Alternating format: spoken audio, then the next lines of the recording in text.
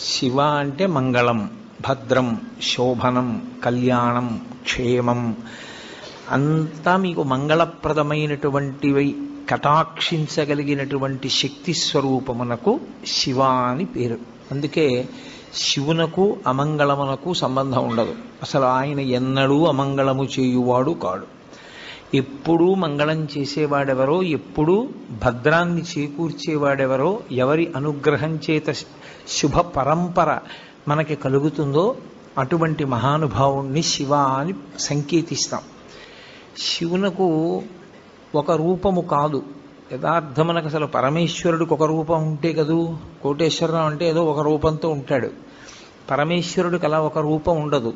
ఆయన చేసినటువంటి చేష్టితముల వలన భక్తులను అనుగ్రహించాలనేటటువంటి ఆయన యొక్క కారుణ్య తీవ్రత వలన ఆయన అనేక రూపములు